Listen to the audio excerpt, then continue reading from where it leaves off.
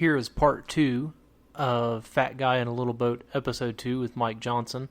This is the part of the podcast episode where we talk about how to get people on to bigger bodies of water, the safety protocols that we need whenever we kayak the Ohio River, and then finishing thoughts on the recreational activity in general.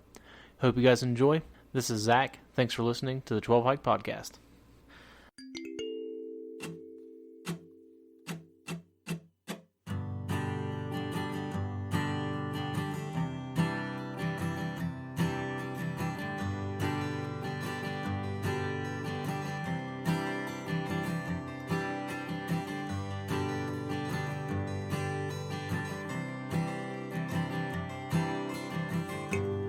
Nature is the door to happiness.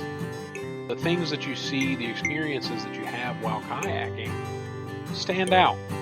Not only is it people's own personal kind of spiritual experiences that we try to create in the wilderness for people, it's also like this community building thing, right? There are lots of keys you can use to unlock it. And like we all got to be Goonies for a little bit if we grew up in the 80s.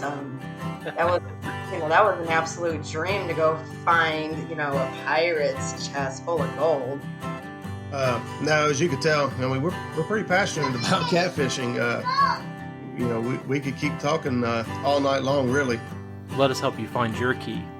Welcome to the 12 Hike Podcast. Open my eyes, and here's this Milky Way, and I'm looking at this, and like it was an instant reaction. Like I went to nudge somebody next to me because I wanted them to see the same thing I was seeing. I wanted to share that with somebody, and it was.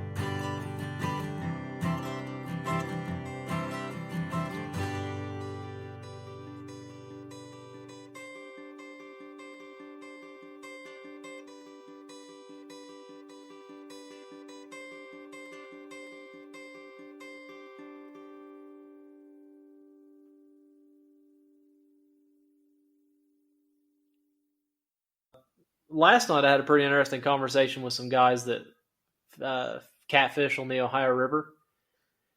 And the last time me and Sean talked, we were talking about kayaks on the Ohio River. Mm-hmm. And why people don't do it more. Sean was kind of the impression that it's intimidating, right, Sean? Is that what you were saying? Yeah, when you look at it, it's a big body of water. The current is a lot stronger than really anywhere else that people are used to taking their kayaks. And not only do you have to share the water with the standard bass boats, jet skis, pontoons, and any other number of watercraft, you also have to deal with barges, which I think keeps a lot of people kind of scared away from it. Now, Mike, you've been on the Ohio River. What do you think about it? I like the Ohio River. Of course, you got to go, you don't want to run it like any body of water during flood stage or anything like that because the current is too strong. But I feel that it is a very safe body of water if you maintain your lane on the river. Meaning, you don't want to be out in the middle where all the big boats and the speed boats and things like that are running. That's just crazy. But as long as you stay, I'm going to say, 25, 30 foot off the shore bank, it's really a good body of water to paddle in and fish in while, in a kayak or a canoe.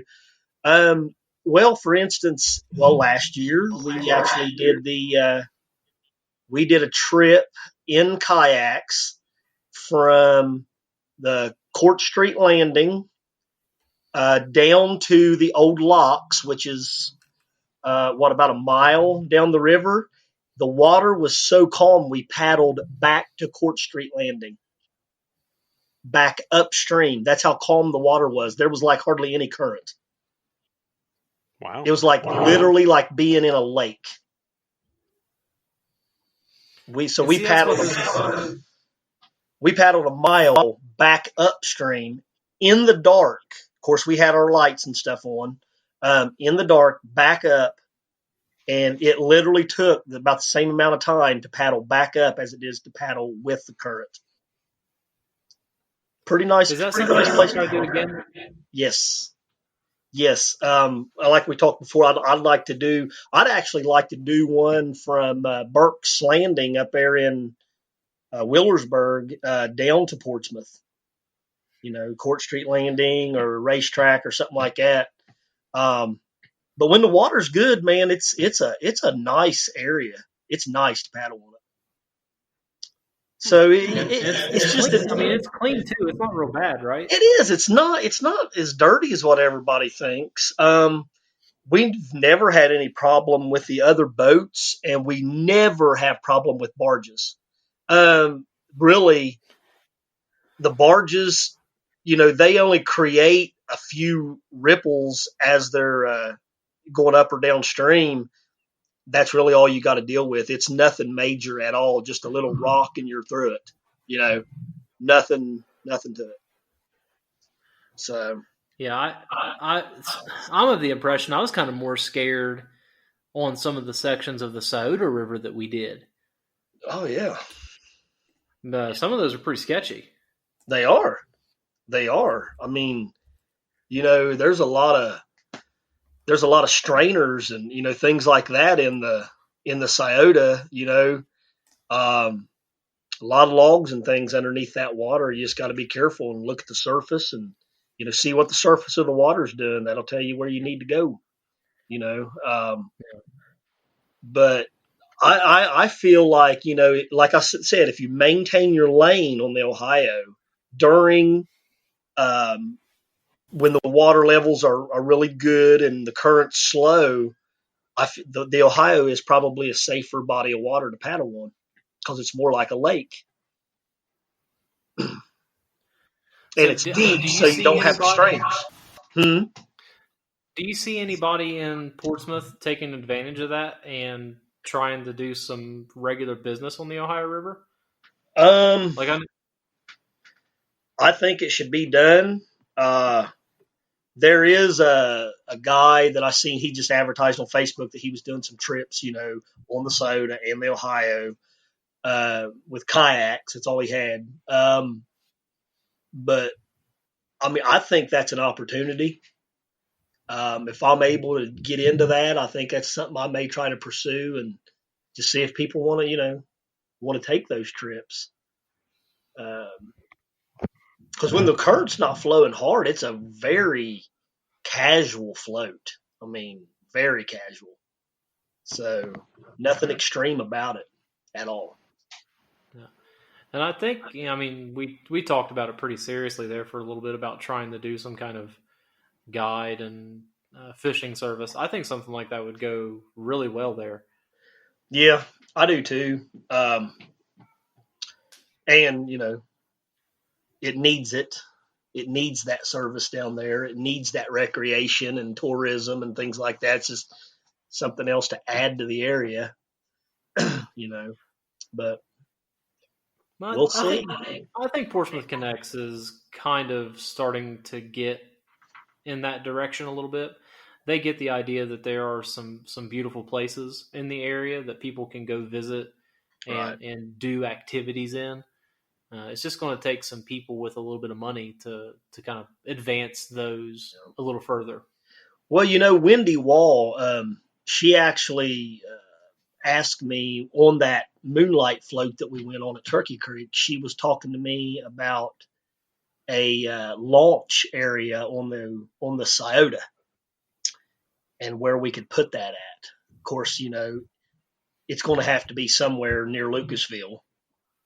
Because that's about a 10-mile trip to the Ohio on that. So, yeah, but shoot, whenever we did it, only took 4 hours? About 4 hours, not bad. It wasn't bad.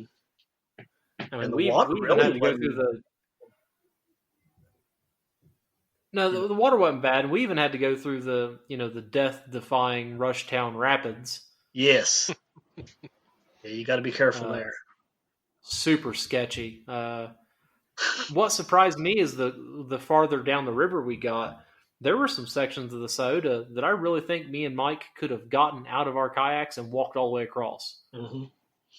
Well, the last fundraiser trip that we did last year, the Alzheimer's fundraiser, when we got down, I was in the middle of the Soda River, probably, I don't know, a quarter of a mile back from where it goes into the Ohio right there before you get to the Second Street Bridge. And I put my paddle in the water, and you know that my blade never even went all the way into the water. It was only about 8 inches deep right there. And it was like that all the way to the Ohio, and it was like that even out in the Ohio because it pushed all that sand near the launch ramp over there at the racetrack. So it was super, super shallow right there. You could just get up and walk around it. It was about 8 inches deep. Man, are you going to keep on doing the Alzheimer's fundraisers? Yeah, I think we're going to continue doing that. People really enjoy it.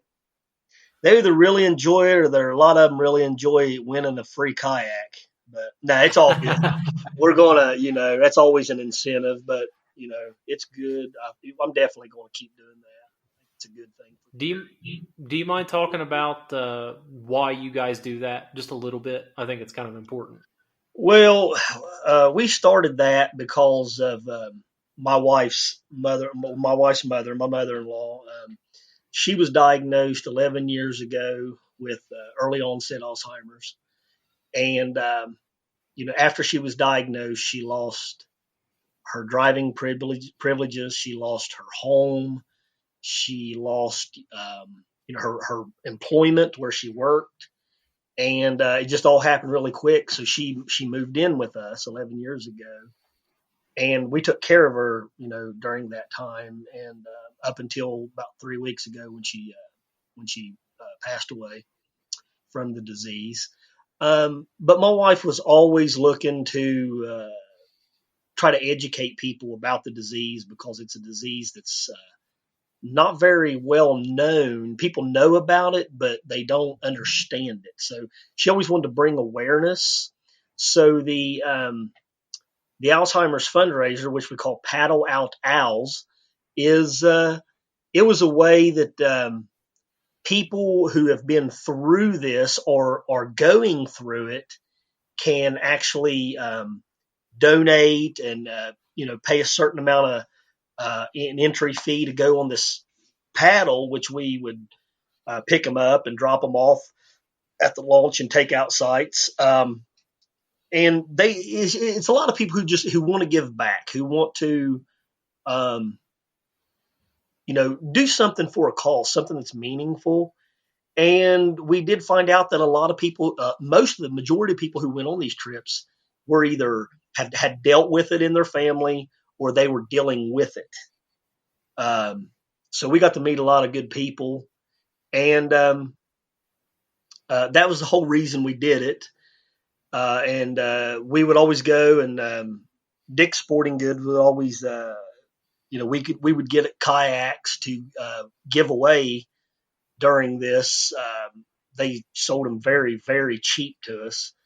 And so at the end of we would go to Lucasville on the Soda River, and we would do the 10-mile trip to the Ohio and take out at the Portsmouth Raceway ramp there in the Ohio River. And at the end of the day, we would draw names, and some person would win a brand new 10-foot kayak with a paddle. And they really enjoyed that. And we really enjoyed it and enjoy meeting all the different people from all over. We had some people from Cincinnati, 2 hours away, close to it or whatever, that came to this thing. The first year we did it, we actually seemed to be more out-of-towners than it was locals. So, for someone to come that far, there's more than just, hey, let's just go on this kayak trip. There's more to it than that. They're wanting to, show their appreciation that someone's trying to bring awareness to a terrible disease like that and try to do, help with the research. All the money went to the research facilities to try to find a cure. So